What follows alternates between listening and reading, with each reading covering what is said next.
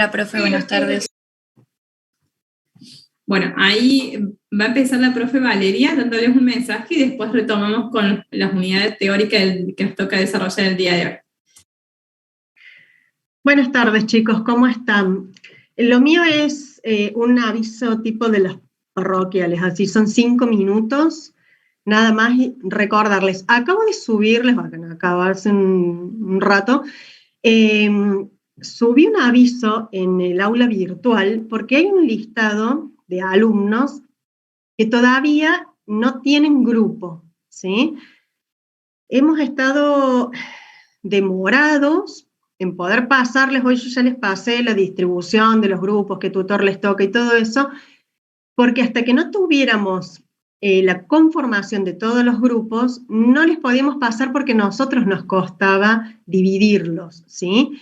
Por una cuestión de que tratamos de dividir facilitándonos, o sea, que los productos, al menos que estén trabajando, estén dentro de lo mismo, porque son muchos grupos y tener dispersión para nosotros en ese sentido nos complica y no los podemos ayudar bien, ¿sí?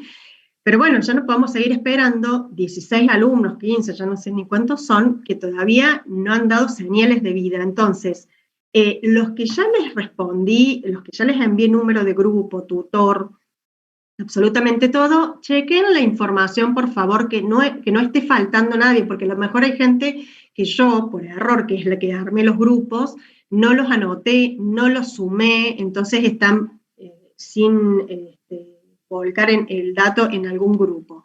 Eso es por un lado.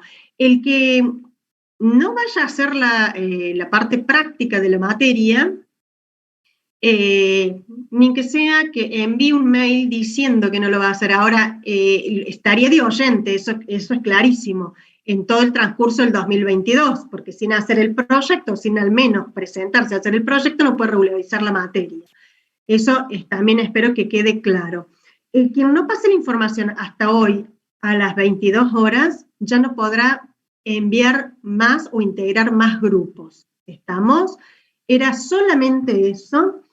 Pedirles que a partir de ahora, por una cuestión netamente organizativa nuestra y para poder darles respuestas inmediatas, pongan y sean respetuosos de poner en el asunto, parece que los hubiera tratado como chicos de primaria. Les pido disculpas, no es subestimarlos, simplemente es que pongamos una regla para poder comunicarnos y tiene que ver con que no es que seamos complicadas, por decirlo de alguna forma, sino que lo que tratamos es de cada una de nosotros, incluido Guillermo, cada uno de nosotros leer el mail que le corresponda, ¿sí? Porque si no, si yo abro un mail de un grupo que no me corresponde a mí, porque no lo estoy tutoreando, y no lo cierro, no lo dejo marcado como no leído, Constanza no se enteraría nunca que ese mail ustedes ya lo enviaron, entonces los perjudicamos. Entonces, tratemos, son un montón en el curso, ustedes son más de 100, nosotros somos 3 que utilizamos la misma casilla de correo, entonces a los fines de ser ordenados y que no se nos traspapelen los mails y no dejar de darles respuesta, les pedimos que sean, que acaten ese formato, ¿sí? Poner el número de grupo y a qué docente va dirigido el mail. Y otra cosa, si tienen que pasar información o algo, les pedimos encarecidamente, porque ha sido un trabajo registrar los grupos. Nos ponen los nombres, los apellidos, los legajos primero, o sea, todo mezclado. No les cuesta nada, perdón, un poquito de orden así, para que cada docente lo pueda buscar, un poco de comprensión nada más, les pedimos, porque nos han complicado, nos han mandado la información tan mezclada que nos ha llevado más tiempo del debido también. Es un poquito nomás que les pedimos de colaboración para poder terminarnos de ordenar y que ya arranquemos con los trabajos. Eso es por un lado. Segundo, decirles, bueno, ya eso les quedó claro por el mensaje que recibieron hoy en Telegram, de que esta clase virtual es absolutamente excepcional y es para que ustedes no pierdan la clase. Y por el otro lado, decirles que comercio exterior no es una materia o que tiene libre movilidad en las cátedras. Ustedes ya vieron lo que significa la libre movilidad de los recursos. Bueno, o sea, esta cátedra no tiene libre movilidad de recursos. No es que me anoté en el 5 de 1, pero voy a cursar el viernes porque me voy de viaje, prefiero hacerlo virtual el viernes a la mañana y después el otro martes vuelvo presencial. La asistencia se va a colocar solo en el día que ustedes están inscritos. Entonces, no nos escriban más diciendo o informándonos, voy a cursar hoy viernes a la mañana porque creo que no voy a asistir a clases, lo siento. Ustedes se han inscrito en esta cátedra, nosotros vamos a tomar asistencia para ustedes hoy. Se va a tomar los días martes. Nada más, cerrado el tema de la asistencia y si no pude ir a la clase, voy a la que viene. Estamos, el que no puede, no puede. ¿Quieren ir? Vayan. ¿Quieren escuchar las 3 clases del mismo tema? Tienen las puertas abiertas para poder hacerlo y participar. Eso jamás se lo vamos a cerrar, pero administrativamente no podemos manejar 3 cursos para estar viendo en qué lugar está cada uno de ustedes para poder ponerle la asistencia. Espero que sepan entender eso, que no es mala voluntad, sino que es una cuestión de organización porque tenemos tiempos limitados para trabajar con más de 220 alumnos. Nada más, ¿alguien tiene preguntas? Sí, Jordan o Eduardo. Profe, Sí, es una respecto a esto. consulta. Sí. A los que nos confirmaron el TP aprobado del año pasado, ¿hay que mandar alguna información? No, si vos Listo. escribiste y yo te dije y qué nota te corresponde, ya cerramos el tema. Listo, profe, gracias. Hola, profe. Buenas tardes.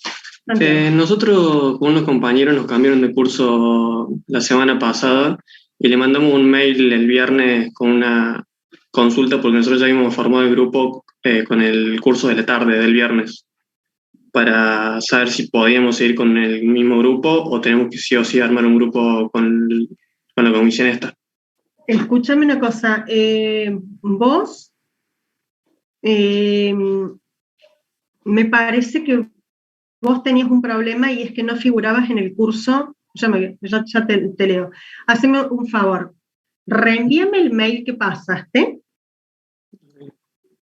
y reenvíamelo a esta cátedra, ¿sí? Bueno. Yo estoy ahora conectada, mientras ustedes están en clase, que yo ya me salgo, te respondo y veo cuál es la situación que están planteando de los grupos. Perfecto, ahí la mandamos. Gracias. ¿Alguien más? Listo. Bueno, nos vemos en algún otro martes. Gracias, Vale. Chao, Coti. Nos vemos, hasta luego. Bueno, una cuestión que quiero decirles administrativas con respecto a la asistencia, yo les había escrito por favor que en sala de espera se iniciaran con logueados con apellido, nombre y legajo. ¿Por qué? Porque yo de acá me bajo directamente las planillas, entonces ya teniéndoles a ustedes cómo están logueados es lo que se me baja a mí. Si yo tengo un Juan o un González o lo que sea y no puedo identificarlo, yo después no le puedo poner asistencia. Y la verdad que como le dijo Valen, ustedes son muchísimos y nosotros somos recursos refinitos que tenemos que hacer un montón de cosas. Entonces, para aquellos, yo no sé si tienen la capacidad acá de renombrarse, porque yo creo que tengo bloqueada ese permiso para ustedes, fíjense, de no poder hacerlo acá, el cambio directamente ya en el aula, les pido que salgan, se lo vean correctamente, como les acabo de decir, y vuelvan a ingresar y yo les voy a ir dando permiso en sala de espera.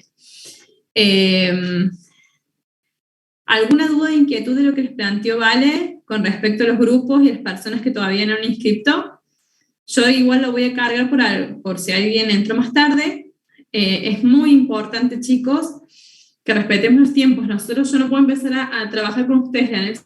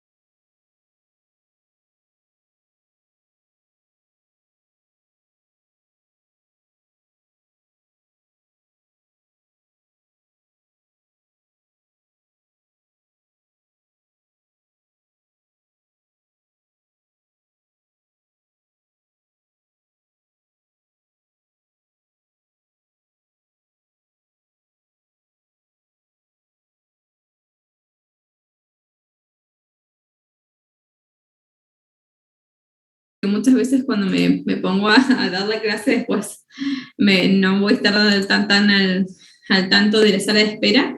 Igualmente, si los chicos van levantando la mano y quieren hacer alguna participación, vos me vas diciendo, dale, fíjate si ya podés ver en todo caso los participantes.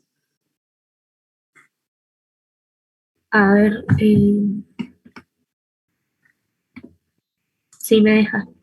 Buenísimo. Cualquier cosa vos lo vas admitiendo.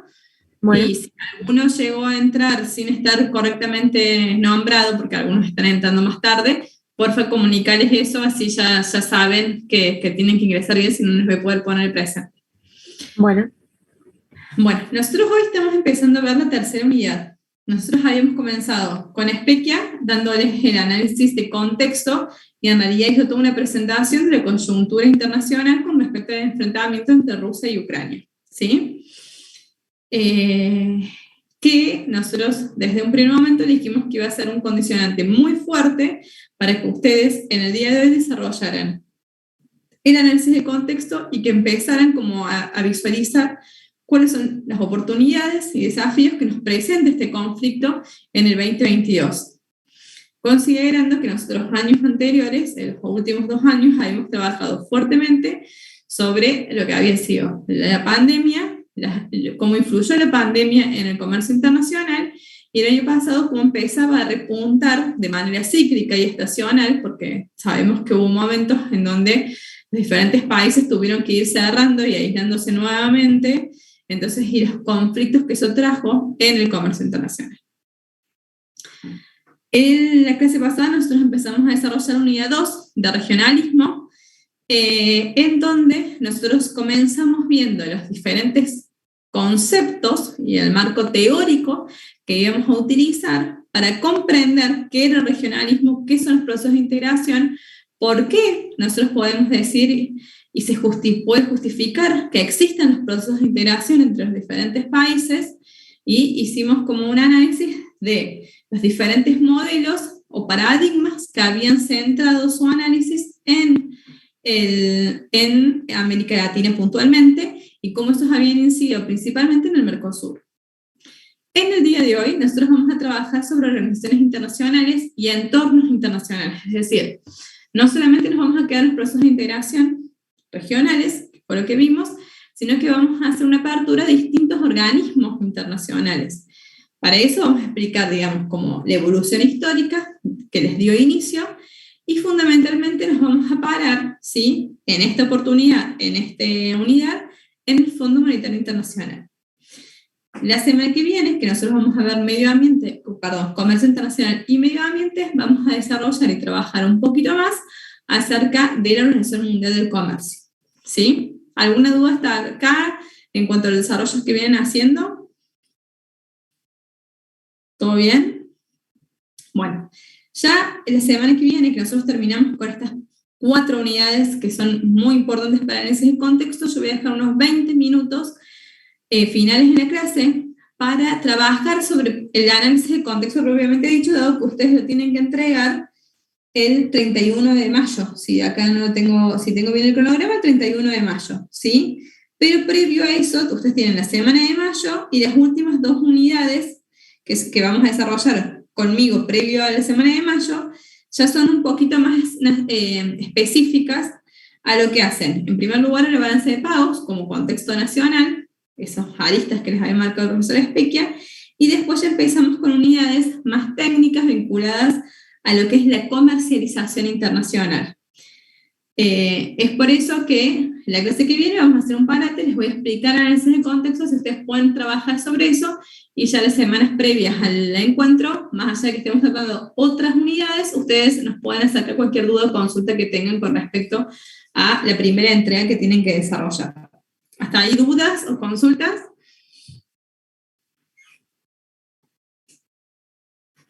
Bueno, ustedes ya tienen las filminas y ya tienen el material teórico subido, o sea que espero que lo hayan podido leer. Ahí admitir y demás. Para empezar a hablar sobre las organizaciones internacionales, nosotros tenemos que tener bien, o sea, tratar de entender por qué es que existen las organizaciones internacionales, ¿sí? Y para ello, nosotros sabemos que, bueno, como les había mencionado en la clase pasada, el actor fundamental de las relaciones internacionales son los estados, ¿sí?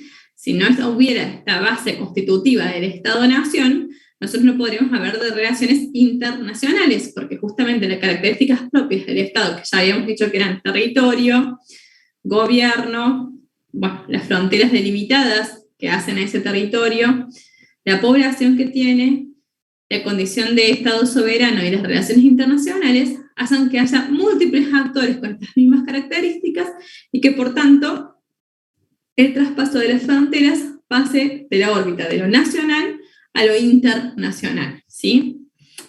Ahora bien, como nosotros sabemos, a diferencia de un Estado constituido propiamente dicho, en el cual nosotros tenemos una constitución, tenemos los poderes que la gobiernan, al estar constituida como una república, en donde nosotros establecemos que hay un poder ejecutivo, legislativo y judicial, con una población dada y ordenada, digamos, con el texto de la Constitución y el artículo 31 que habla sobre supremacía constitucional, lo mismo no existe a nivel internacional.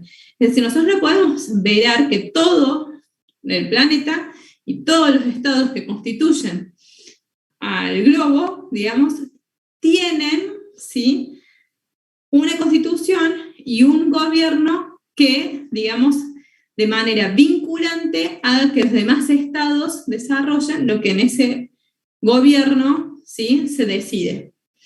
Ya vamos a hablar un poquito más sobre esto porque lo vamos a ir desarrollando y ahí vamos a empezar a entender el por qué existen, ¿sí?, los diferentes organismos internacionales.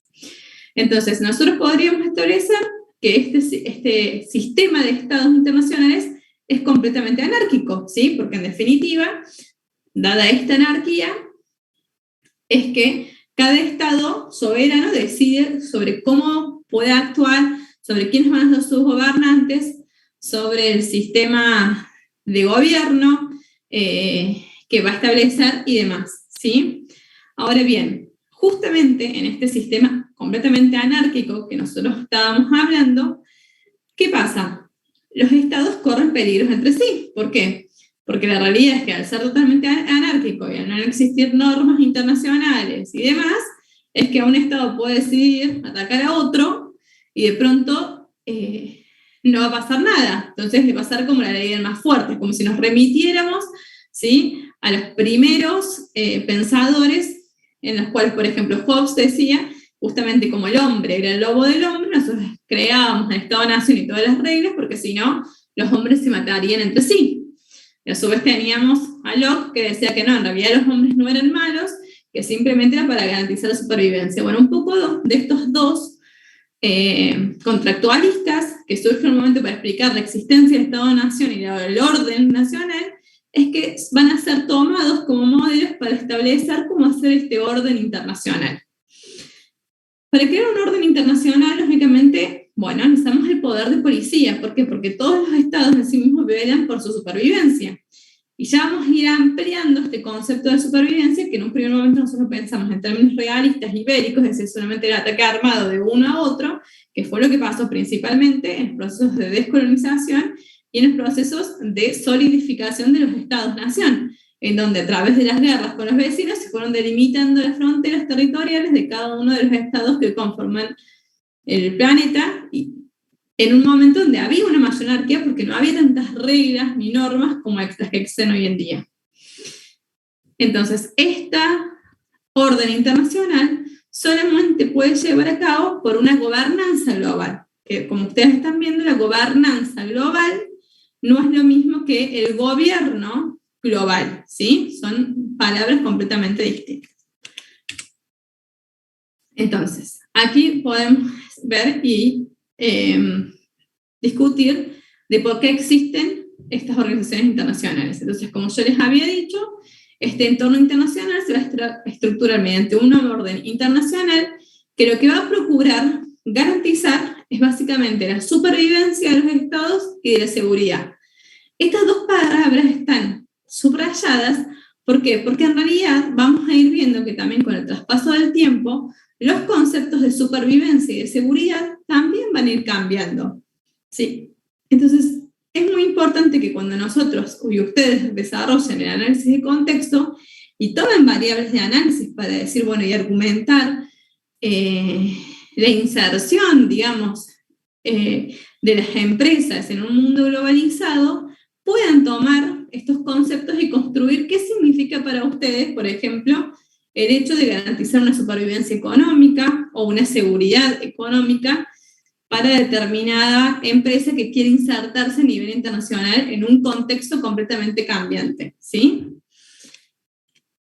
Eso lo vamos a hacer en el sistema internacional a través de la gobernanza global.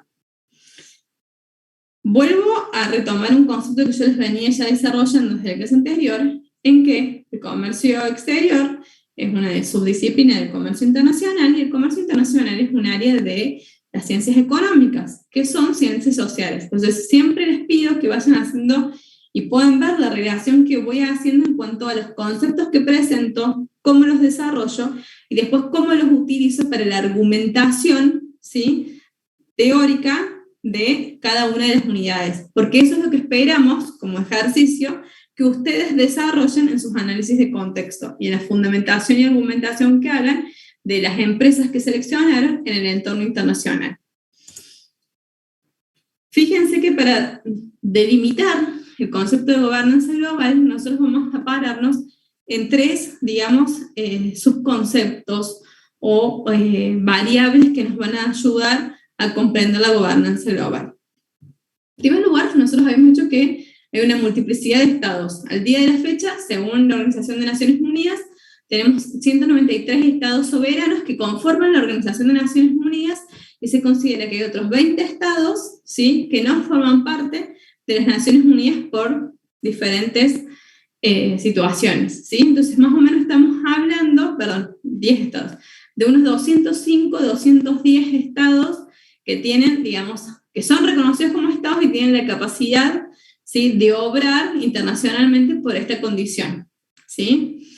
Ahora, imagínense lo difícil que sería en estos entornos anárquicos que estos 205, 193 estados puedan realmente lograr la supervivencia y la seguridad, por lo que se han creado, ¿sí?, normas, valores y principios que son comunes, ¿sí?, a la mayor cantidad de estados y que de alguna manera coordinan las relaciones socioeconómicas en esta escala global.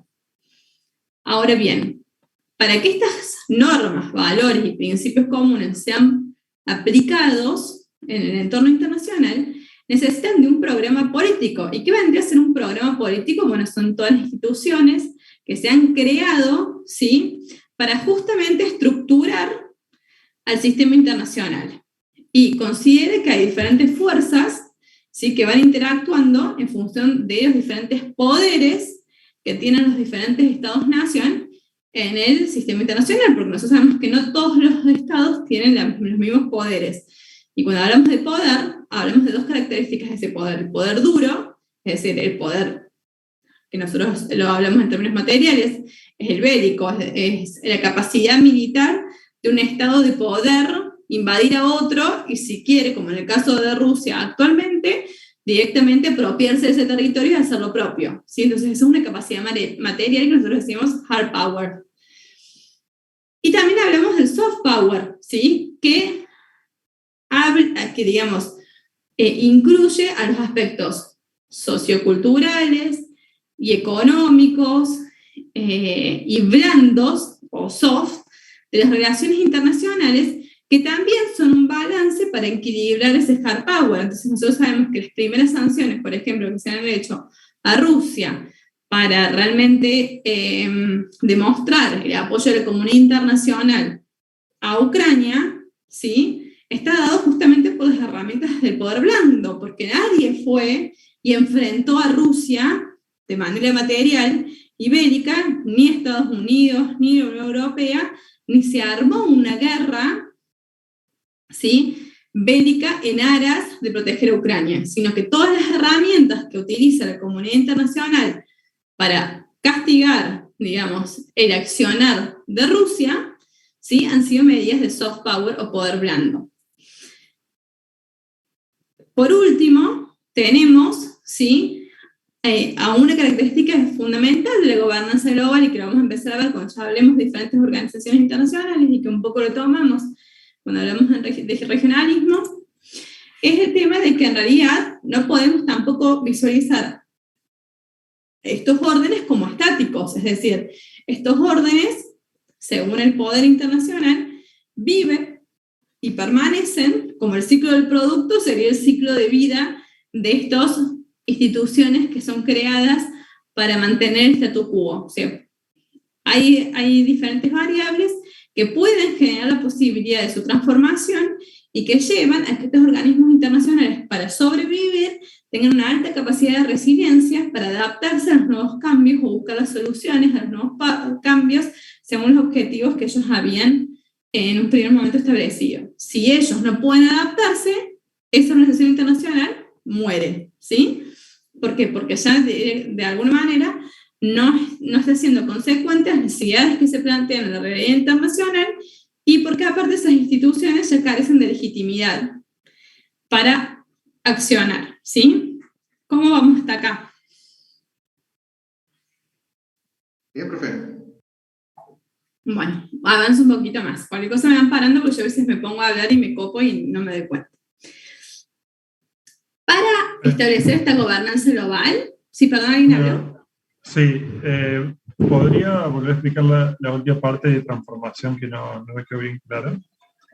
Sí, como les decía, es que la gobernanza global surge porque en un momento dado de la historia, digamos, lo pensemos de manera determinada, ya cuando veamos el fin de la Segunda Guerra Mundial y las organizaciones de Bretton Woods, creo que ahí lo van a tener más claro, pero digamos que las normas, valores y principios comunes que hacen que se desarrolle un programa político para crear instituciones que reflejen esas normas, valores y principios según los poderes dominantes de ese momento histórico, no son eternos, ¿sí? Son cambiantes, porque de hecho si nosotros nos ponemos a reflexionar de manera histórica, voy a ir con ejemplos muy burdos, pero por ejemplo tenemos, una cosa fue, cuando estuvo por ejemplo el Imperio Romano. El Imperio Romano estableció, ¿sí?, determinadas normas, valores y principios en la comunidad internacional que había en su momento, ¿sí?, en los diferentes imperios, pero no obstante murió. Y de su muerte surgen otros, ¿sí?, órdenes internacionales con otras gobernanzas globales que reflejan otras normas, valores y principios de momentos dados de la historia. Entonces, eso es lo que hago alusión cuando hablo de la posibilidad de su transformación. O sea, que no podemos ver que una gobernanza global y un orden internacional de un momento dado sea, digamos, en términos históricos, algo que nunca, digamos, termine, ¿sí? Eso es lo que quería decir. No sé si te ayudé, Pablo, a comprenderlo. Sí, ahí se entendió mejor. Gracias. Entonces yo por eso decía, o se adecúa a los nuevos cambios y las nuevas necesidades que van surgiendo en la realidad internacional, o va a tender a morir, ¿por qué? Porque ya no va a ser ilegítimo y podemos hasta cuestionar si no hay legitimidad, no hay legalidad, ¿sí? Entonces, por eso hablamos de que o muta y se transforma o perece. Este orden internacional va a estar dado por dos, digamos, tipos de organizaciones que rigen en el sistema internacional. Las organizaciones internacionales, que tienen vocación universal, son algunas, después vamos a trabajar esta clase, la clase que viene, como la Organización de Naciones Unidas, el Banco Mundial, la Organización Mundial del Comercio, el Fondo Monetario Internacional y demás. Y después tenemos las organizaciones regionales, que un poco ya la habíamos trabajado nosotros en la clase pasada, cuando hablábamos de aquellas que tienen una vocación, pero con límites espaciales delimitados. Entonces hablamos del Mercosur, la Unión Europea, la Unión Africana, la Comunidad Andina de Naciones, ASEAN y demás, digamos, que se circunscriben a un territorio determinado, ¿sí?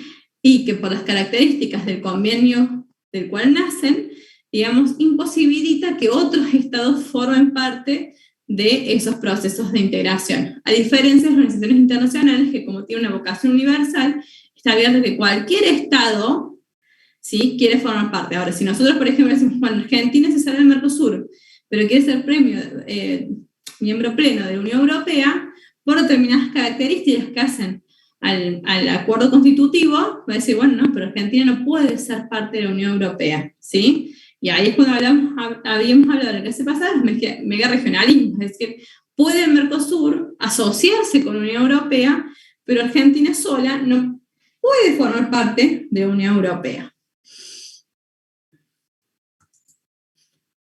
En base a esto, el objeto de esta clase y de esta unidad es, si bien nosotros podríamos hablar de organización política dada por Naciones Unidas, que lo vamos a mencionar, digamos, pero no es el tema más importante, nosotros vamos a trabajar aquí sobre las instituciones que procuran garantizar dos cuestiones que están sumamente vinculadas. Una es la seguridad monetaria internacional, que lo vamos a ver en esta clase, y otra es la seguridad inherente al comercio internacional, que la vamos a ver la clase que viene cuando trabajemos medio ambiente con la Organización Mundial del Comercio. Entonces, cuando hablamos de seguridad monetaria internacional, nosotros tenemos que hablar, ¿sí? ¿Qué sería la seguridad monetaria internacional? Bueno, básicamente hacer alusión a todos los activos y pasivos financieros, digamos, que crean, ¿sí?, el sistema financiero internacional constituido ¿por qué? Por las diferentes monedas, los diferentes instrumentos que utilizamos, ¿sí?, en diferentes transacciones internacionales que se llevan a cabo. Como ustedes saben, yo si quiero comprarle a Brasil o comercializar con Brasil, no lo voy a hacer en pesos argentinos, le voy a dar esos pesos argentinos, ni los brasileros me van a dar a mí reales, sino que lo vamos a hacer por divisas internacionales. Y lógicamente nosotros cuando hablamos por ejemplo, el poder económico de los países, lo establecemos mediante diferentes herramientas, ¿sí?, de análisis, como son el Producto Bruto Interno, el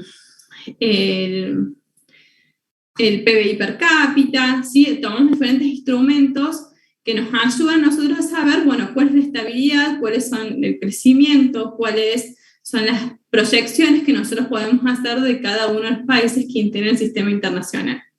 Ahora, todas estas variables están ligadas a este concepto de liquidez, en donde cada estado, ¿sí?, puede tener su moneda propia, pero esa moneda propia va a estar anclada en un sistema internacional, ¿sí?, que va a resguardar que el dinero de cada uno de los países no sea, digamos, un dinero espurio, no justificado, o sea, de plata que no tiene valor, sino que tiene que estar, ¿sí?, como una garantía por detrás que nos ayude a nosotros a decir, bueno, este país cuenta con tanta base monetaria producto de sus reservas, ¿sí? Y esas reservas en lo largo de la historia estuvieron constituidas por diferentes tipos de patrones. Acá yo se los explico, digamos, un poquito más superficial para llegar, digamos, a la parte del Fondo Monetario Internacional, pero si tienen alguna duda o consulta lo podemos ir viendo, yo les puedo ampliar con más bibliografía si así lo quieren.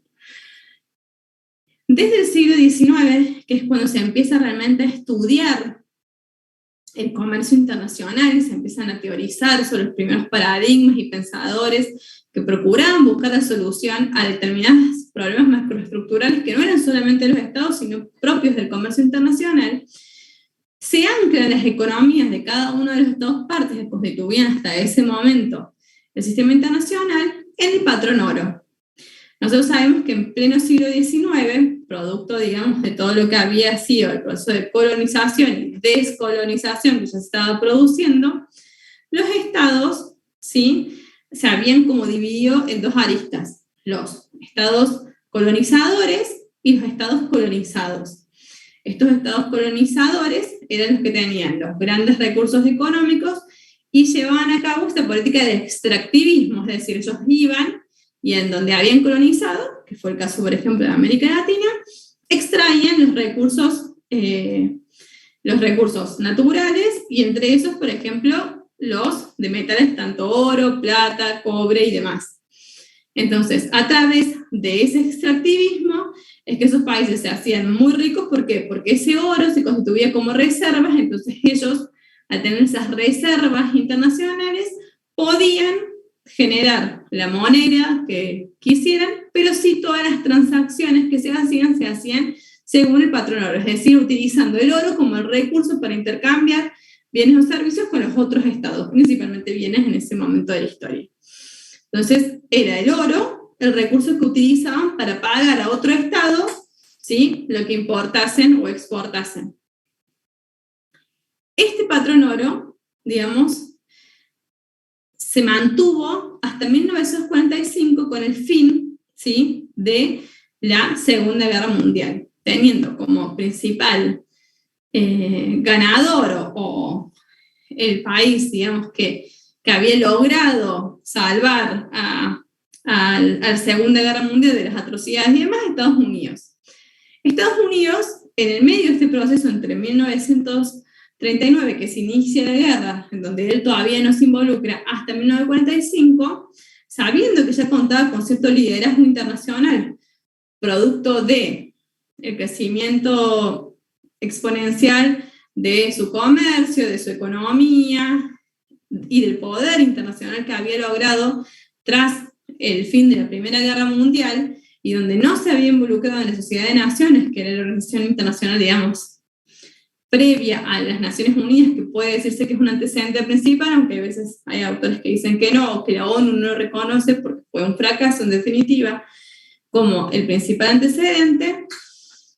Empieza entre los años 1942 a 1945 a generar determinadas alianzas para presentar un programa político, ¿sí?, según los valores y principios dominantes, si se acuerdan de la definición que hay de gobernanza, en el sistema internacional, ¿sí? Y eso lo hizo a través de lo que se denominó el convenio de patrón oro-dólar, donde una onza de oro era equivalente a $35, ¿sí? Entonces ahí fijaban el valor del tipo cambiario y las monedas directamente tenían un valor y un tipo de cambio, que es lo que vamos a ver en la unidad número 7, balanza de pagos, vinculadas al valor, a esta relación cambiaria de una onza de oro a $35. Fíjense que, vuelvo a decir, esto fue un acuerdo de, digamos, en donde un país que era dominante tuvo el apoyo internacional de otros países que consideraban que esto debía llevarse a cabo. Digamos, no es que Estados Unidos dijo, no, a partir de ahora, para comercializar ustedes necesitan $35 o una onza de oro. ¿Sí? Fueron acuerdos que se van llevando a cabo y del cual forman parte, lógicamente, las principales economías, no las más débiles.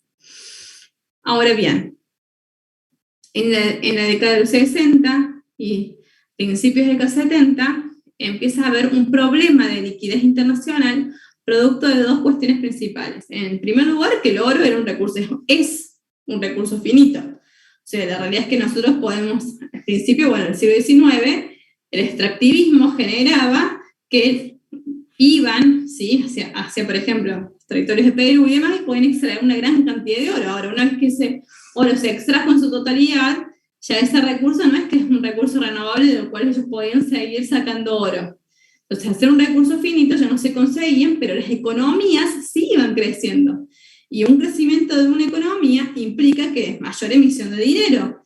Entonces, pero para yo emitir dinero, tenemos que tener un respaldo económico, dado por las reservas. Entonces, como el oro ya no podía proveer de eso, y aparte se había llevado a cabo lo que estaba haciendo la crisis del petróleo internacional, es que Estados Unidos sí, ya de manera unilateral, decide abandonar el patrón oro y fijar, ¿sí?, las transacciones económicas a partir del dólar norteamericano. Y vuelvo a destacar que por el poderío económico que tenía Estados Unidos en su momento, ¿sí?, como única potencia internacional que tenía la capacidad económica para decidir de manera unilateral emitir dinero según lo que ellos consideraban, ¿sí?, sin tener ningún tipo de respaldo ni de reserva, esto fue aceptado por el resto de la comunidad internacional de los estados. Ahora, si yo digo Argentina, nosotros abandonamos el patrón oro, y bueno, todos confían en el peso argentino para las transacciones. Yo te pago a vos las importaciones en peso argentino, y seguramente que nos van a decir, no, dejamos de comercializar con vos, porque hay otros aspectos que hacen, que son inherentes, por ejemplo, la confianza, a la capacidad de pago y un montón de otros instrumentos que son utilizados al riesgo país y demás, para determinar la confianza, que en definitiva es la palabra clave en economía, ¿sí?, de una economía con respecto a otra. ¿Sí? Si ustedes van al banco a sacar un crédito, yo te doy mi palabra que te voy a pagar. Bueno, pero tu palabra en función de qué? De las propiedades que tenés, de los beneficios económicos que tiene tu empresa, ¿sí? Si no, nadie te da un crédito por la confianza misma en la palabra que yo doy de que voy a pagar, ¿sí? Tengo que tener algo que compruebe que yo tengo la capacidad económica para después pagar mis deudas. Entonces, es por eso que de manera unilateral Estados Unidos fija, ¿sí?, todas las transacciones económicas en el dólar como la divisa principal de intercambio en el sistema internacional. Cuestión que lo podía hacer en ese momento histórico, porque realmente estábamos, digamos, si bien estábamos en un conflicto bipolar, sí, en términos económicos, la Unión Soviética no tenía la misma solvencia económica que tenía Estados Unidos, ¿sí? Y en donde, en realidad, la Unión Soviética era como el archienemigo de todo el resto de los estados que constituían un centro de poder a nivel internacional.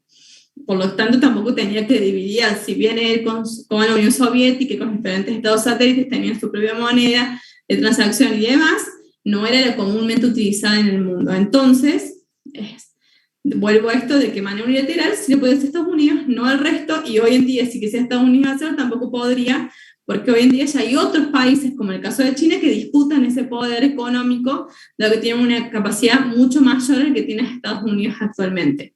Pese a que a la divisa internacional sigue siendo el dólar. Y si bien ha habido grandes esfuerzos de China por considerar al yuan como la moneda principal, todavía no ha logrado hacerlo como una moneda alternativa en todos los países del mundo, sino con algunos que han tenido algún tipo de convenio. ¿Vamos bien hasta ahí? Bueno, asumo que es un sí. Gracias. Gracias, Facundo. Bueno.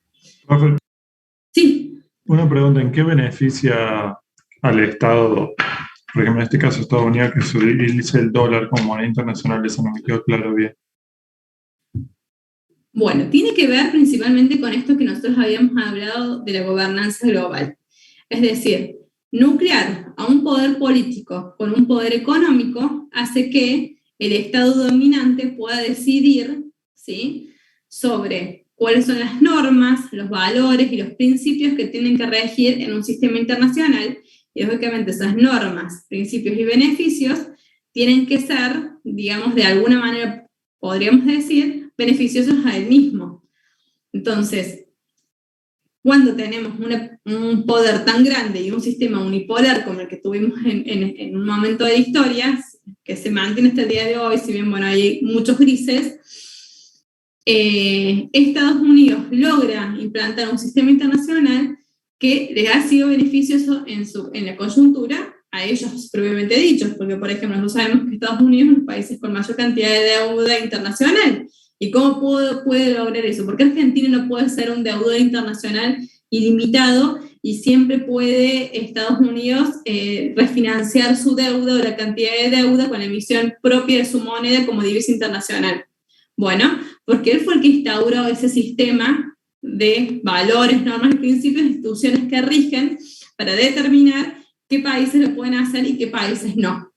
¿Sí? Entonces, esos son un poco los beneficios que nosotros tenemos que siempre ver, no solamente cuál es la posición, que es lo más fácil, lo más discursivo, o lo más discursivo que nosotros podemos ver en las diferentes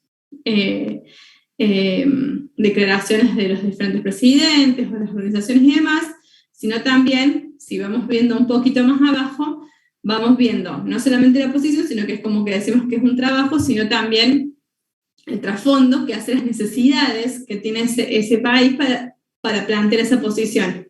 ¿Sí? Entonces lo tenemos que ir como viendo de manera, digamos, lógica, pero haciendo un análisis interno de por qué Estados Unidos actúa de esa manera y por qué hay una coyuntura de estados que lo apoya, o sea, cuáles son las pérdidas y las ganancias si no lo hiciera, ¿sí? Y qué significa no hacerlo y quedar fuera del sistema. Entonces ahí analizamos los casos particulares, por ejemplo, de Cuba, como un Estado que quedó aislado del mundo por no querer formar parte de este programa político. No sé si pude ser clara, Pablo, vos decime. Sí, se entendió. ¿Sí? Bueno, cualquier cosa después lo vamos trabajando un poquito más, cuando vayamos viendo los casos del programa político particularmente. Bueno, como yo les había dicho, la Segunda Guerra Mundial concluye, ¿sí? Con un programa político puntualmente dado por la Organización de Naciones Unidas, el Banco Mundial, el Fondo Monetario Internacional, y si bien no se constituye la Organización Mundial de Comercio, se constituye el principal antecedente, que es el GATT, el General Agreement of Trade and Tariff, ¿sí? que después en la evolución termina siendo, ¿sí?, la Organización Mundial del Comercio. Este es un acuerdo del cual no forman parte todos los estados del mundo, sino que se llama el Acuerdo de Bretton Woods, que se lleva a cabo en New Hampshire, en Estados Unidos, donde un grupo de economías, sí, particularmente los que eran los de la Alianza, se nuclean a ver cómo iban a organizar el mundo luego de que vencieran a Alemania, ¿sí?, para garantizar eso que yo les había dicho anteriormente, que era la supervivencia de los estados, es decir, la mantención de un orden internacional y la seguridad de esos estados. Y la seguridad no solamente estaba condicionada por los términos bélicos que yo les decía, sino también por otras variables que hacen a la necesidad de uno u otro estado de atacarse. ¿Por qué? Porque había en la lógica liberal se decía que aquellos países que comercializaban entre sí no tenían guerras, ¿sí? Que después es una hipótesis que después lo podemos trabajar, argumentar y ver que en realidad no están así, pero que por lo general cuando hablamos de economías fuertes que tienen un vínculo y acuerdos comerciales entre sí, de las cuales necesitan unos de otros, esos países por lo general tienden a no hacer la guerra, ¿sí? Entonces, se crea lo que es el sistema de Bretton Woods. Estas organizaciones, nosotros, en términos políticos, vamos a tener a la de Naciones Unidas y en términos económicos al Fondo Monetario, el Banco Mundial y el GATT. Como nosotros no podemos ver todas, en realidad, porque bueno, tenemos recursos finitos y el programa de toda la asignatura es el comercio internacional, es un poco para presentarles diferentes organizaciones y que ustedes entiendan desde dónde nacen. Y nos vamos a centrar particularmente en esta unidad, en lo que es el Fondo Monetario Internacional. Ya teniendo como entonces, voy desarrollando 3 puntos específicos. El Fondo Monetario Internacional, entonces, decimos que es un organismo internacional, es decir, tiene vocación universal, no es un organismo regional, es un organismo internacional, que surge en un contexto dado de la historia, producto del fin de la Segunda Guerra Mundial, como un programa político, como parte de un programa político de ciertas normas, valores y principios que iban a regir en la comunidad internacional post Segunda Guerra Mundial y bajo, ¿sí?, el poder dominante de un sistema internacional o un Estado, que era particularmente Estados Unidos, con una ideología particular centrada en lo que era el modelo capitalista y por tanto liberal de la economía, ¿sí? Entonces, les destaco esto porque cuando nosotros vayamos viendo los diferentes objetivos del Fondo Monetario Internacional, vamos a ir viendo esta tendencia de que el Fondo Internacional busca siempre, y lo mismo que el Banco Mundial y la Organización Mundial del Comercio, ex-GATT, va a buscar siempre, estaba admitiendo a alguien, lograr la estabilidad de este programa liberal, después neoliberal y demás de la economía, ¿sí?, teniendo como principal consigna de que la economía tiene que ser un proceso sostenido de crecimiento a lo largo del tiempo con una tendencia positiva, ¿sí?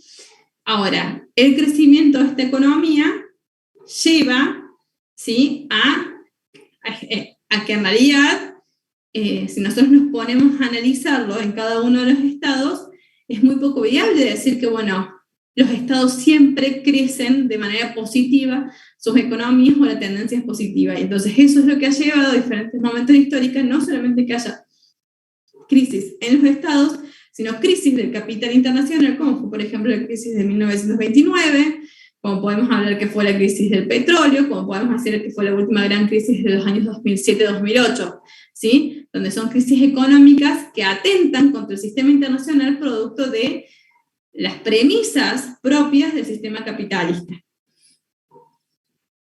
Fíjense que entonces, en función de esos objetivos del Fondo Monetario Internacional son 3. Uno, buscar la estabilidad de los tipos de cambio. ¿Por qué buscar estabilidad de los tipos de cambio?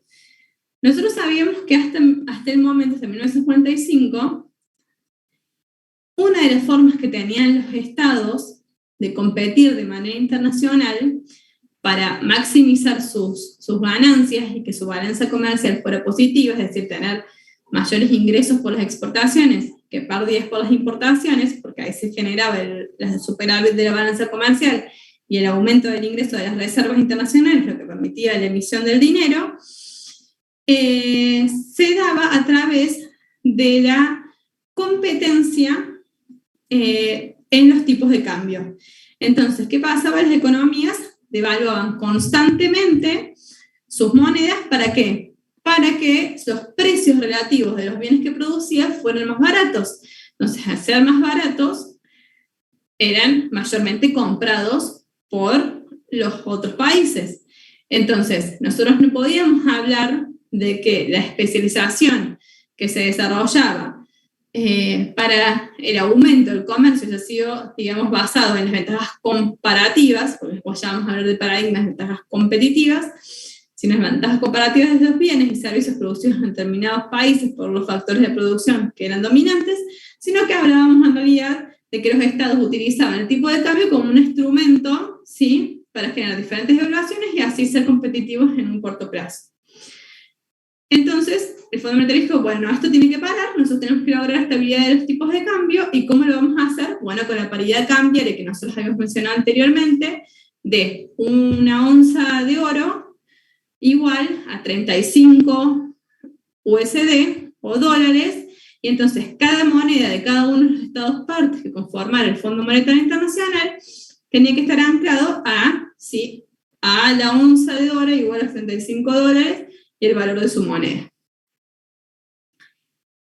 El segundo objetivo, y que lo vamos a desarrollar acá y quiero que presten atención, es reconciliar los ajustes de los desequilibrios de pagos de los países con su autonomía nacional en la política macroeconómica. Es decir, para garantizar la liquidez internacional, un país que necesita tomar deuda, como nosotros sabemos, todos los países del mundo toman deuda internacional.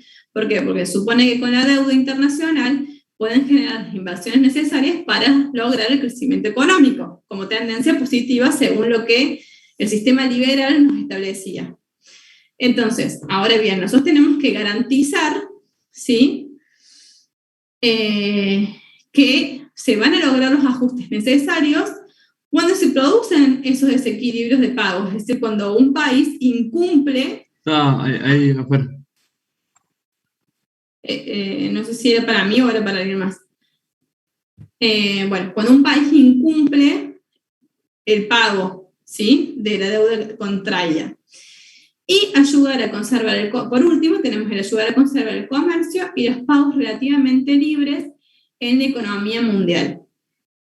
Esto de ayudar a conservar el comercio, lógicamente, está basado en la premisa del libre cambio, que es decir, que nosotros teníamos que lograr, ¿sí?, como habíamos visto en la unidad número 2 de regionalismo, que el comercio internacional fluyera, ¿sí? Entonces, para eso nosotros necesitábamos reducir o eliminar los aranceles, y entonces, en función de eso, la división que se iba a hacer en términos productivos se iba a dar en función de las ventajas estas comparativas, que después cambia el paradigma, como les dije, las ventajas competitivas que después vamos a desarrollar.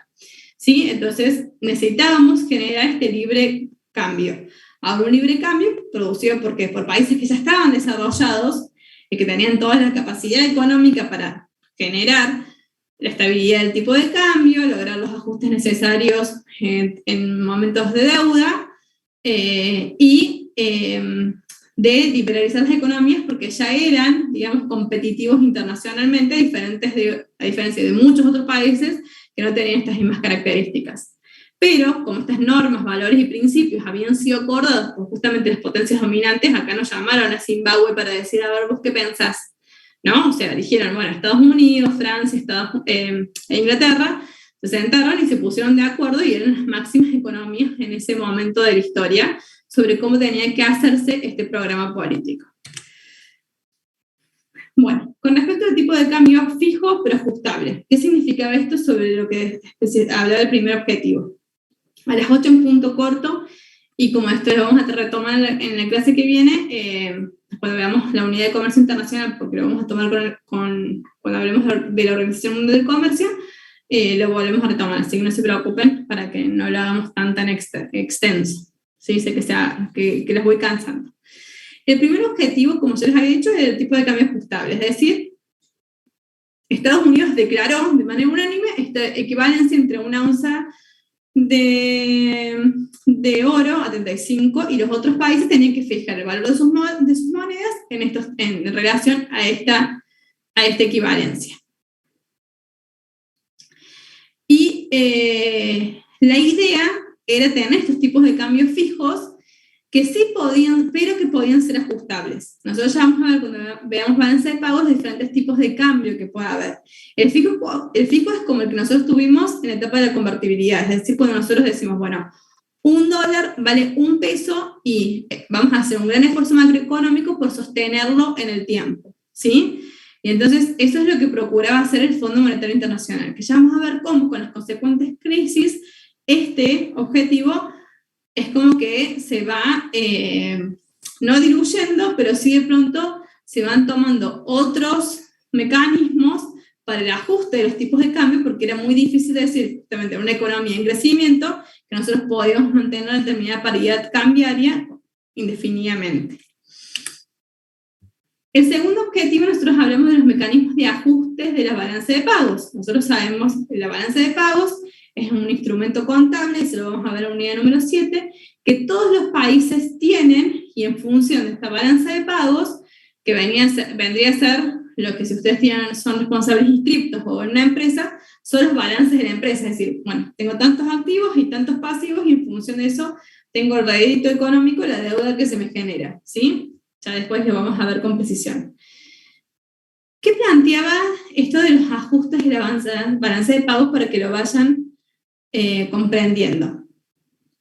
Decía que las balanzas de pagos no tenían que ser ni superavitarias ni deficitarias, tenían que ser equilibradas, ¿sí? Y ya vamos a ver que la balanza de pagos, el resultado contable siempre es cero, porque justamente va a contar con los activos y los pasivos, y después se integra de subcuentas, que esas subcuentas van siendo superavitarias o deficitarias. Ahora, ¿qué pasaba y por qué establecían que la balanza de pagos no tenía que ser ni deficitaria ni superavitaria? Porque se decía que en términos macroeconómicos tenía diferentes consecuencias. Cuando hablábamos de un déficit de la balanza de pagos, ¿qué se producía? Bueno, había un déficit de la balanza de pagos, es decir, que había habido mayores egresos de reservas que ingresos de las reservas. Entonces, eso generaba una caída de los salarios, ¿sí? En términos reales, un aumento de la tasa de interés. Al producirse un aumento de la tasa de interés, ¿qué pasa? Si yo tengo una tasa de interés bancaria re alta, ¿saco el plazo fijo o no lo saco? No, no lo saco. Lo dejo en el banco porque es mayor el rédito económico que me da ese aumento de tasa de interés que si yo lo deposito en otro o de inversión. Entonces, al no invertirlo, se producía una contracción de actividad económica. ¿Por qué? Porque si yo no invierto, lógicamente no puedo producir más. Entonces, cuando produzco esta contracción de la actividad económica, ¿qué va a pasar? Bueno, se van a producir menos cosas y por tanto se van a aumentar los precios, ¿sí? Y al aumentarse los precios y al haber una caída de los salarios, que habíamos hablado en un primer momento, que hay una caída del ingreso real. Entonces decía, por eso no son buenos los déficits en la balanza de pagos. Ahora, ¿qué pasa si vos decís, bueno, no, entonces tiene que ser superavitaria? Bueno, en realidad no era tan simple, ¿por qué? Porque cuando es superavitaria, genera una presión al alza ¿de qué? De los salarios. Y consecuentemente al alza de los salarios, que la gente que hace consume más. por la propensión marginal al consumo, se produce un aumento de los precios. Y al producirse un aumento de los precios, se produce una baja en las tasas de interés. Entonces la gente retira sus ahorros, los quiere volcar en el mercado, y eso genera una amenaza inflacionaria, porque lógicamente van a aumentar los precios y de manera acelerada, ¿sí? Estos serían los dos análisis puros y duros que hacía el Fondo Monetario Internacional, y ya vamos a ver que no es lo mismo, ¿sí?, este análisis para las economías desarrolladas que para las economías que no son desarrolladas, ¿sí?, porque son diferentes escenarios y son otras las variables que juegan y que no son analizadas en un primer momento. Ahora bien, vuelvo a preguntarles a ustedes, ¿cómo yo puedo lograr un tipo de cambio fijo y una balanza de pagos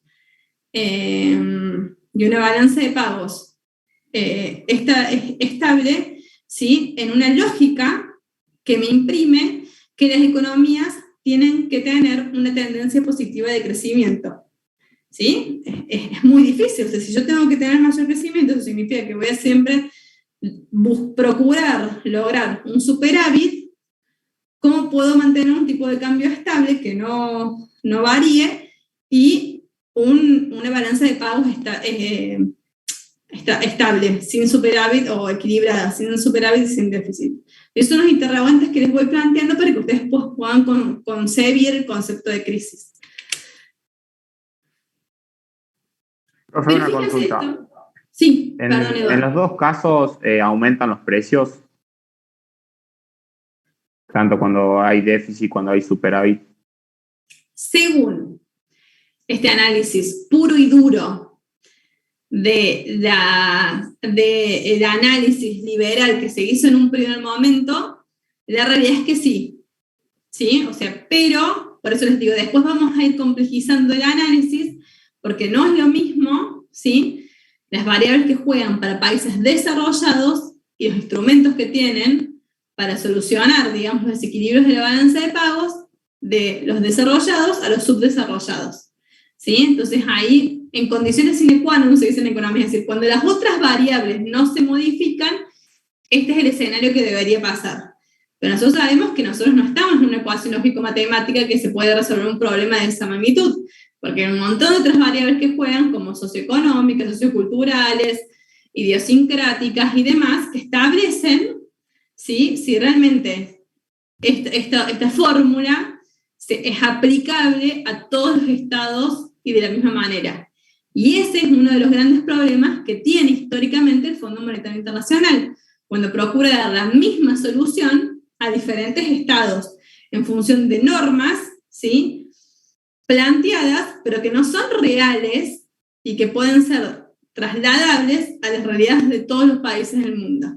Y eso es lo que seguramente ustedes han escuchado muchas veces hablar con el término de recetas, o sea, de que ante determinada crisis, o sea, bueno, vos tenés, no sé, como ahora, esos grandes procesos inflacionarios, pocas reservas, entonces el Fondo Monetario Internacional dice que tienes que llevar a cabo una política de ajuste, y esta política de ajuste tiene que ver con una contracción de tu política fiscal. Bueno, pero nosotros tenemos que contraer nuestra política fiscal en un país en donde la realidad socioeconómica de la población no es la misma a la que puede tener, por ejemplo, aplicar esta receta en una Alemania, donde la realidad socioeconómica de los miembros de ese país es completamente distinta. Porque nosotros ya partimos de la base que tenemos 40% de pobres, o sea, ¿quién le da de comer a esa gente?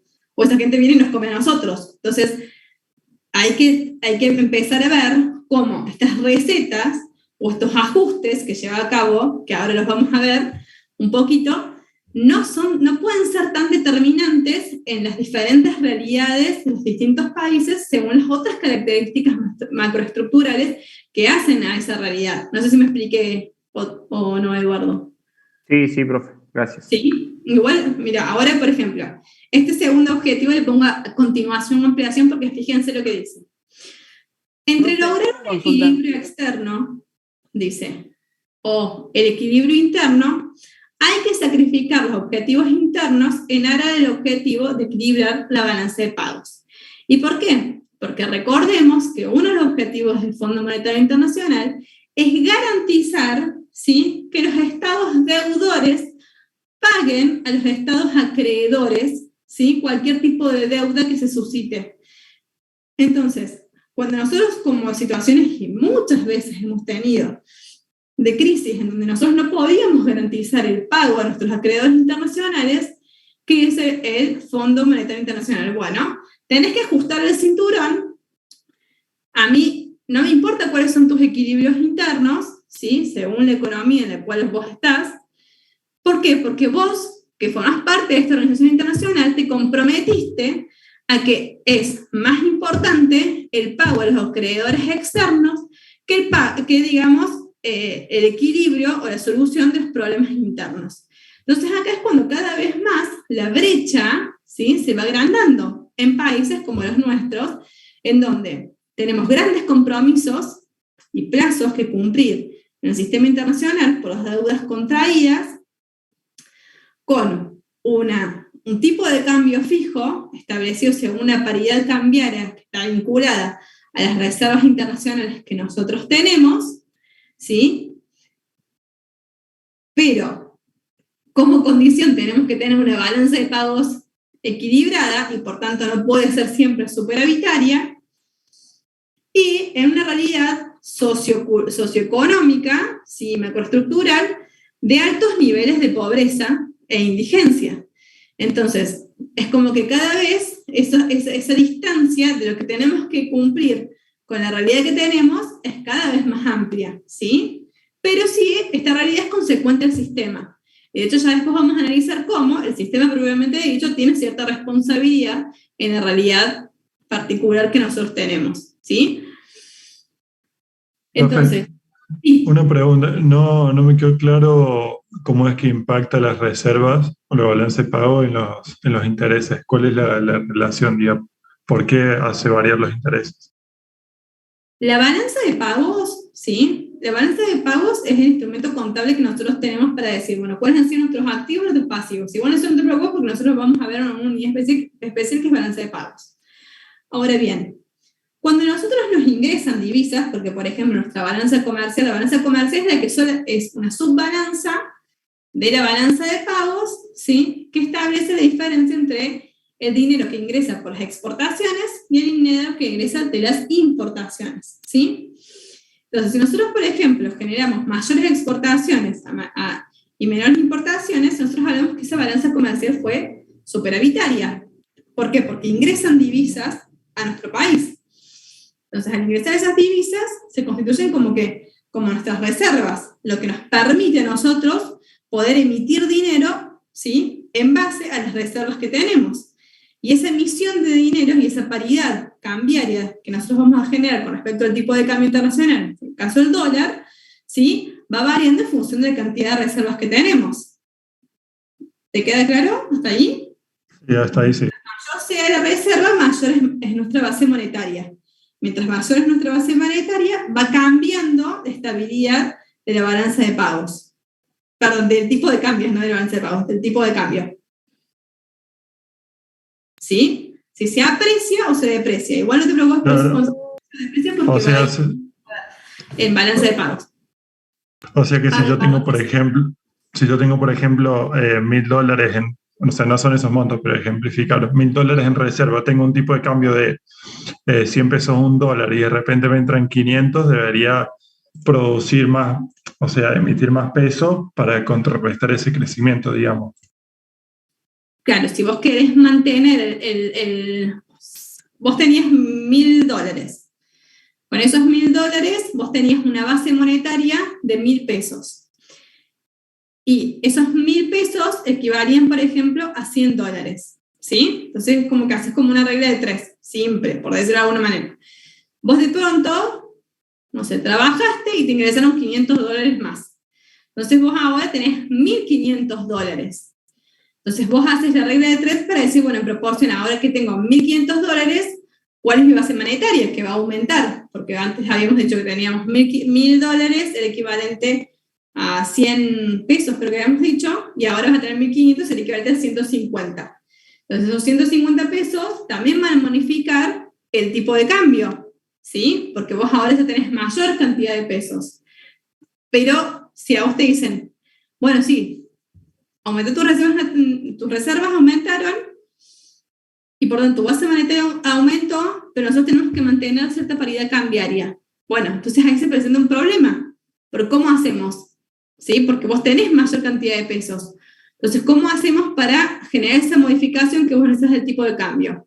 Y ahí son cuando se producen los momentos de crisis internacional, es decir, cuando de pronto las variables o las recetas que nosotros teníamos no se pueden aplicar lógicamente y por tanto se producen las propias crisis del sistema capitalista, ¿sí? A las cuales se tratan de buscar o solucionar de diferentes maneras. La crisis 2007-2008, si ustedes recuerdan, la han estudiado en algún momento de sus vidas, porque eran muy chiquitos cuando pasó, fue una crisis del sistema financiero. ¿Por qué? Porque se había generado una bicicleta financiera en cuanto a las propiedades en Estados Unidos y en otras partes del mundo. Entonces, esa bicicleta financiera de pronto había creado una gran masa de dinero que en términos reales no existía, porque no estaba anclado a ninguna divisa, por decirlo ahora. Y que nosotros podríamos llegar a empezar a pensar que todas estas nuevas monedas internacionales que nosotros estamos creando, bitcoins y demás, en algún momento van a generar un momento de crisis. ¿Por qué? Porque han ampliado la base monetaria, es decir, la circulación de moneda, pero no son acordes al propio sistema de Basilea, que era el que nuclea los bancos mundiales, y te dicen, bueno, ante determinada cantidad de reservas, tenés un anclaje bancario, y ese anclaje bancario es el que a vos te permite decir, bueno, cuánto de este dinero nosotros prestamos y creamos dinero, que en términos materiales no está, pero sí en transacciones, ¿sí? Financieras que se van ocurriendo. Bueno, hubo momentos en la historia en donde esa base monetaria va creciendo, pero digamos con una pirámide invertida en cuanto a las reservas que se van creando. ¿Por qué? Porque justamente la lógica del crecimiento hace que nosotros busquemos herramientas para crecer. Pero esas herramientas para crecer están supuestamente limitadas por determinadas variables que nosotros hemos puesto, condicionantes que hemos puesto a ese crecimiento. Y acá uno puede pensar y decir, bueno, pero ese condicionante, ¿por quién está dado? Bueno, por países que, por ejemplo, no quieren que el resto del país crezca. Ergo, recién en el año 2005, China entra a la Organización Mundial del Comercio, ¿sí? Entonces, China, que logra un crecimiento exponencial en un momento donde no participaba y no forma parte del sistema financiero internacional, que cuando entra, permite estar consolidada de otra manera, distinto a los países como nosotros, en donde por diferentes cuestiones idiosincráticas y un montón de cosas, decimos, o sea, tomamos estas recetas de estos países diciendo, no, este es en beneficio propio, y en realidad con el paso del tiempo podemos ver que no fue tan beneficioso. ¿Sí? Yo les pasé en la bibliografía, para quienes les interesa ampliar, un artículo muy interesante sobre las relaciones de Argentina con el Fondo Monetario Internacional a lo largo de la historia, que la verdad es que está muy bueno para ver justamente esto, o sea, cuál es, en un contexto determinado, la responsabilidad que tienen estos organismos internacionales y los valores dominantes para la situación de cada uno de los otros estados del sistema internacional, donde tampoco para ellos es beneficioso que otros estados vayan creciendo exponencialmente, porque disputan el poder. Y si disputo el poder, disputo el orden. Si disputo el orden, lo quiero modificar. ¿En beneficio de quién? Propio, ¿sí? Profe, entonces, consulta. Sí. En la relación esa de establecida después de la Segunda Guerra Mundial de oro, dólar, 1/35, y en el cual después el resto de los países se basan en el dólar para comerciar, hoy en día no es tan fuerte ni estable como antes, o sí, en cuanto a presencia del euro y del yuan. A ver, no es tan fuerte, pero en realidad, si bien nosotros vemos esto de que yo les había dicho que uno de los ítems de la gobernanza global es esa variable de transformación. O sea, nosotros sabemos que existen momentos en la historia, y que lo vamos a ver en el Fondo Monetario Internacional, de hecho pasa con la crisis 2007-2008, en donde o tienen capacidad de resiliencia para modificar esas reglas y normas y hacerlo más democrática, porque justamente la base de los estados con una cierta capacidad económica aumentó, y por tanto, si ustedes se quieren mantener, tenemos que cambiar determinadas reglas, pero esas reglas no son aplicadas a todos los países, sino justamente a estos que tienen un aumento de poder, por ejemplo, el caso de los G20, los países del G20, hoy en día, digamos, votan y tienen una participación completamente distinta en el Fondo Monetario Internacional que tenían previamente. Y entonces, en la crisis 2007-2008 dijo el Fondo Monetario Internacional, o me readecuo a la existencia de estos nuevos poderes y nuestros nuevos estados, o tiendo a desaparecer. ¿Por qué? Porque ya no tengo el apoyo, ni la legitimidad, ni la legalidad para formar parte de. ¿Me explicó? Perfecto. Entonces, pero no obstante, cuando nosotros vemos un poco esto de lo que pasó en marzo con el Fondo Monetario Internacional y digamos de cómo siguen estas negociaciones, y cuando ellos se acuerdan cuando les había hablado de la clase pasada de no al ALCA, del Tratado de Libre Comercio con Estados Unidos, si retomamos ese momento histórico en donde justamente producto de las crisis neoliberales que yo había hablado, por ejemplo, en Argentina en el 2001, con la devaluación que se produce cambiaria y en un contexto donde había aumentado mucho el precio de las commodities y por tanto Argentina queda con un superávit, digamos, que le permite cancelar directamente, no pagar los intereses, sino cancelar todas las deudas que tenía con el Fondo Monetario Internacional. Fue un movimiento que tuvo América Latina como para decir, bueno, nos independizamos de las normas y valores dominantes que rigen el sistema internacional en términos económicos. Lamentablemente, después de esa gran oportunidad que tuvieron los estados latinoamericanos, específicamente los sudamericanos, no latinoamericanos, por cuestiones, bueno, políticas, por cuestiones de corrupción, de deslegitimidad de los líderes que formaban parte del proceso y por no tener realmente un programa político continuo en el tiempo, es que esa gran oportunidad que tuvimos en ese momento se diluye y pese a que nosotros no tuvimos una gran influencia, de hecho la crisis de 2008 nos favoreció más que perjudicó, es que no logramos, ¿sí? Ni Argentina ni el resto de los países del Cono Sur realmente optimizar sus economías. De hecho, muchas veces estas cuestiones económicas también están ligadas a cuestiones políticas de estabilidad o desestabilidad política y que después todo el segundo decenio del siglo XXI estuvo marcada no por el crecimiento económico, sino más que nada justamente por la deslegitimidad política, producto de corrupción y demás. Y una herramienta que es muy importante en el análisis internacional siempre tiene que ver, ¿sí?, con estas teorías conspirativas que dicen hasta qué punto estos momentos de la historia que nos suceden son realmente por una cuestión de deslegitimidad nacional o una deslegitimidad construida, ¿sí? Nosotros sabemos que hay muchísima incidencia y cada vez más de todo lo que es la opinión pública para la mantención o deslegitimación de un proceso político, de dirigentes políticos y demás. Es decir, siempre fue muy difícil. Nosotros sabemos que por los algoritmos, por las diferentes redes sociales y demás, cada vez hay un poder, ¿sí?, que puede legitimizar o deslegitimizar rápidamente la imagen pública de una persona o de una idea o de, según intereses que todavía nosotros quizás no los logramos tener todo claros.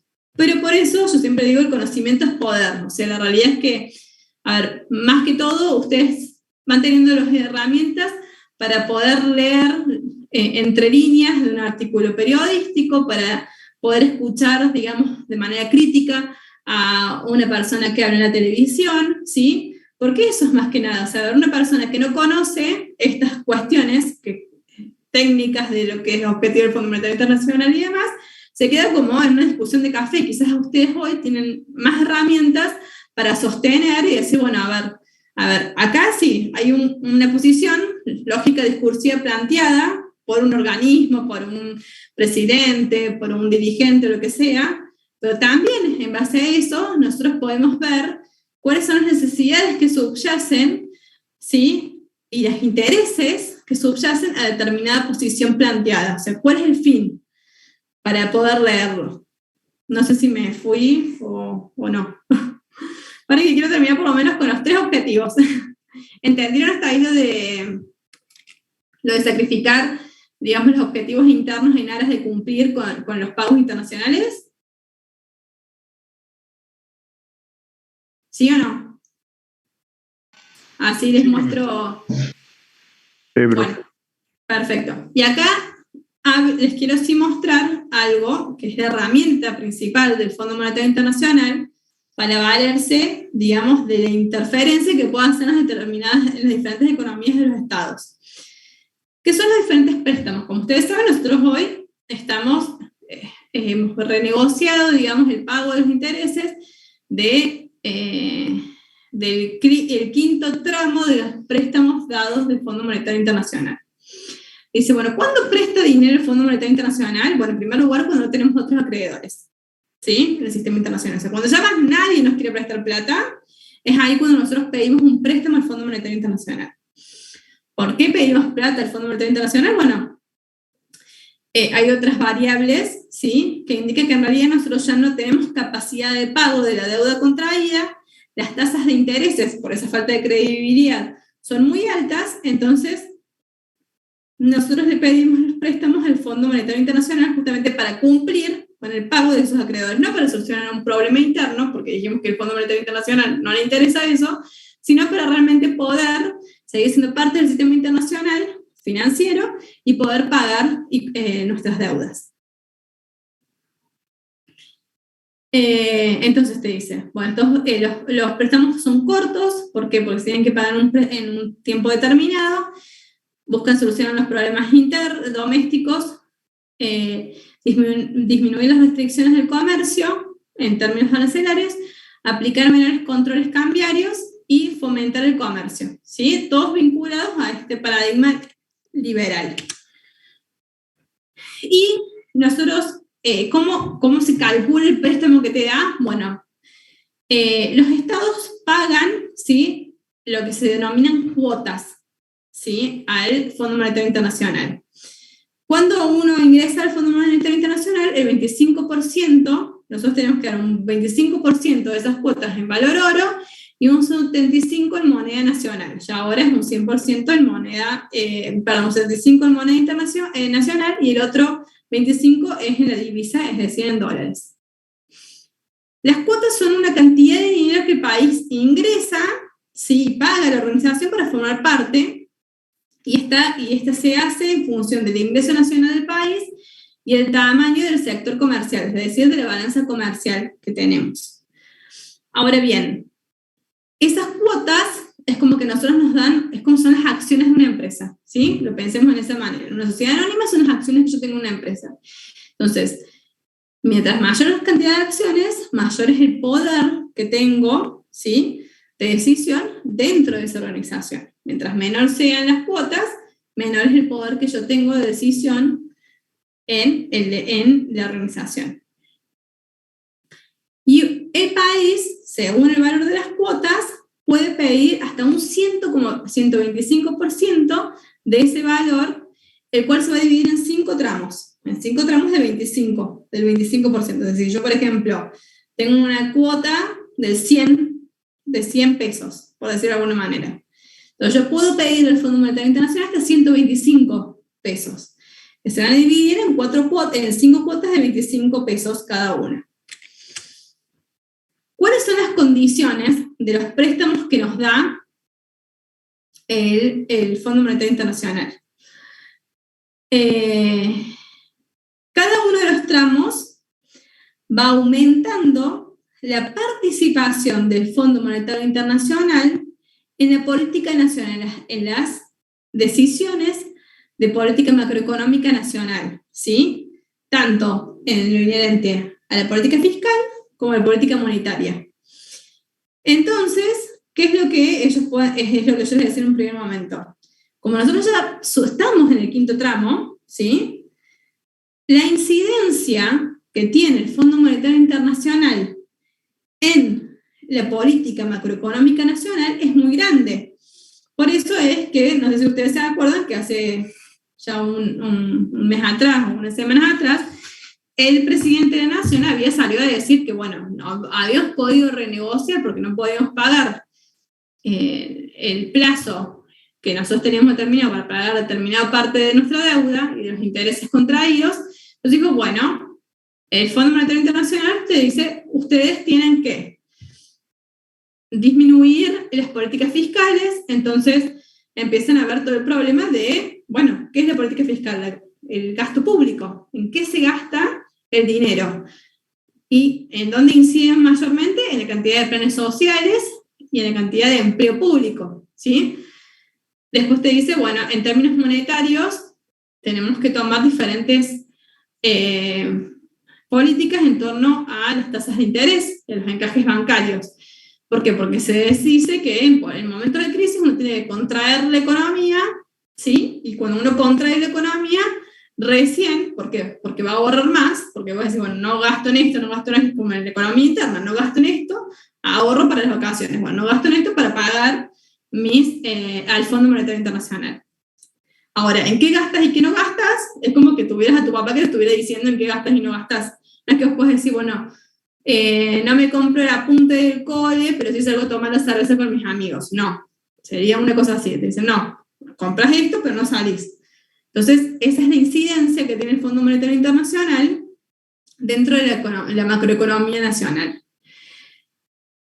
Y nosotros, una condición muy importante es que el Fondo Monetario Internacional en realidad no tiene intereses. Nosotros si vamos, por ejemplo, a negociar con el Club de París, o si queremos pedir una deuda con acreedores internacionales, como son, por ejemplo, el Club de París, ellos te dicen, bueno, por el tamaño de la economía, por el PBI, por el resultado de la balanza comercial, nosotros te prestamos tanta cantidad de plata a un interés del 10, 11, 15, 20%. Imagínense que todos los países son tomadores de deuda. Los países que son creíbles, por decirlo así, tienen que tener una tasa de interés menor al 5% para que realmente el rédito económico, según el dinero prestado, permita no solo pagar la deuda, sino seguir creciendo en términos económicos. Entonces, cuando uno dice, bueno, voy a contraer una deuda, una tasa de interés del 3, del 4, del 5%, ya sea doméstica, particular o de manera internacional, es muy baja. Porque lógicamente no somos creíbles como país a la hora de pedir deuda. Nosotros nos manejamos con siempre intereses que nos cobran de más del 15%. O sea que imagínense lo que nosotros tenemos que no solamente pagar la deuda, sino también pagar los intereses de esa deuda que contrajimos a un valor mayor, sujeto a una tasa de interés mayor. Entonces, sí, el Fondo Monetario Internacional, como ya estamos muy mal, no tiene intereses de por sí los préstamos que nos generan, que nos dan, sí cobra un pequeño servicio en realidad por el asesoramiento, la atención y demás, pero no es el interés propiamente dicho. O sea que nosotros pagamos básicamente ese mismo 125% que pedimos, no pagamos más. Acá ya termino con esto y ya después lo continuamos la clase que viene. En base a estos objetivos y en base a lo que fuimos hablando, porque también ustedes iban preguntando, y entonces nos hemos adelantado un poquito a esta parte de crisis, nosotros sabemos que pese a este sistema financiero, a este orden monetario internacional que trata de impartir el Bretton Woods, en una lógica de digamos, capitalista y liberal, sabemos que a lo largo de la historia, más allá de este orden monetario internacional, se han llevado a cabo diferentes crisis. ¿Por qué? Porque hemos tenido momentos en la historia donde había un gran y un rápido y un acelerado crecimiento del comercio. Y cuando tenemos un acelerado crecimiento del comercio, ¿qué se generan? Por lo general, mayores balanzas de pagos que terminan con un resultado superavitario y no equilibrado. Entonces, eso sí genera desequilibrios de los pagos en términos absolutos. ¿Por qué? Porque así como vamos a tener países con un gran crecimiento exponencial, vamos a tener aquellos países con un gran decrecimiento exponencial, ¿sí? Entonces, en términos absolutos, va a generar una crisis. Después está el problema de la confianza, que yo les decía, que es una variable, ¿sí? Que en términos económicos es sumamente importante y que es la condición sine qua non de las tasas de interés que se plantean a escala internacional y que están sujetas a diferentes variables que se van tomando en el análisis.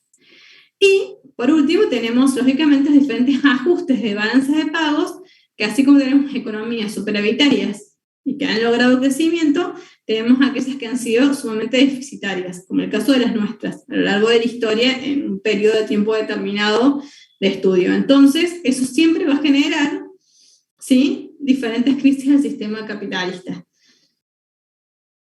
No sé si fue clara, después seguimos un poquito más, la idea es que los quiero cortar ahora para que no se agobien. La semana que viene ya desarrollamos un poquito más el Banco Mundial y la Organización Mundial del Comercio. Como les dije, en la bibliografía hay un análisis re interesante sobre la relación entre el Fondo Monetario Internacional y Argentina. ¿Por qué? Porque yo acá les presento varias variables económicas y no he podido explayarme en otras variables que son sumamente importantes, que son las políticas, que si bien nosotros las trabajamos un poquito más en regionalismo, hoy no les pude hacer la ampliación, pero sí tengan en consideración que el Fondo Monetario Internacional, como una unidad del sistema de valores, principios y demás, del programa político establecido por Estados Unidos y sus aliados, ¿sí?, hizo que los préstamos que nos hayan dado en diferentes momentos de la historia hayan sido completamente arbitrarios. Entonces, en momentos en donde el sistema internacional, y por ende el Fondo Monetario Internacional, están de acuerdo con determinada línea política de un gobierno, tienden, ¿sí?, a prestar y a comprometer el futuro de ese Estado en mayor medida que otros momentos históricos donde, por cuestiones inherentes a estos valores y principios, no estaban de acuerdo con los gobiernos de turno, ¿sí? Entonces nosotros vamos a ver que la gran deuda pública que adquiere Argentina lo hace en los momentos de las dictaduras militares, es decir, gobiernos de facto, ni siquiera gobiernos democráticos, pero que sí eran consecuentes al momento histórico que se vivía en torno al enfrentamiento de la Guerra Fría, ¿sí? Y entonces por eso, pese a que no teníamos las condiciones estructurales para garantizar un pago de una deuda, lo mismo se nos daba el dinero, ¿sí? Y entonces, en función de eso, es que nosotros adquiríamos mayor cantidad de deuda, con poca capacidad de pago, pero que después era nuestra obligación pagarla pese a que había sido entregada, digamos, y quienes habían decidido darnos esos préstamos, digamos, no habían tenido las otras variables macroeconómicas, sino solamente las políticas en el análisis para saber si nos daban o no nos daban. Entonces es como una cuestión de premio-castigo, ¿sí?, en términos políticos, y no realmente una valoración en términos económicos. ¿Por qué? Porque sigue siendo una ciencia social y sigue estando estas organizaciones manejadas por personas que forman parte de estados y estados que tienen diferentes paradigmas a la hora de obrar, ¿sí?, y establecer este orden internacional. Y con esto yo sí les concluyo para que sigan reflexionando, y si quieren sigan leyendo, y si no, si alguno quiere me pide y yo les voy pasando más material. Ahora sí. No sé si hay alguna otra duda o consulta, y si no, ya los despido.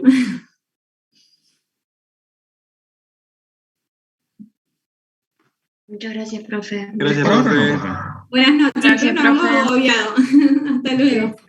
Nos Chao, vemos. gracias, profe. Gracias, profe. Chao. Chao, profe. Chao, hasta luego.